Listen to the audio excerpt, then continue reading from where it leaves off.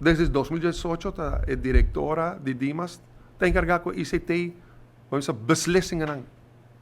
Su team está atrás, pero está encarregada com decisão. O de como está stress, riba full e tema de ICT aqui para make a point. So, o ICT system de Dimas, junto com o trabalhador de Dimas, te sunan ko ta, ICT é motor, e todo o trabalhador de Dimas está o driver de auto, que chama Dimas, como se brinda serviço, bom serviço na todo cliente de Dimas. Como minister de Dimas, lo mi laga hasi forensic audit de tour e señalamiento aqui. Quando mi para adelante, e essa aqui é parte de ICT. Min vai ribe tema ainda de tema não com permisso não tá worden gefixt em 24 horas.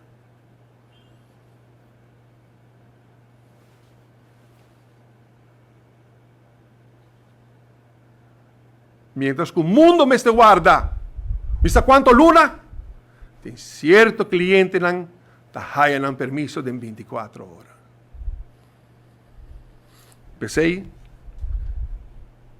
mi também, junto com o team, me solicitar para me passar toda a integriteitsdiensten aan. Veiligheidsdienst, Openbaar Ministerie, Bureau Integriteit, pero me está instruyendo CAD e forensic audit que lo voy a seleccionar do management team e recomendando a mim para decisão para fazer forensic audit de todo o assunto aqui. E você que pior?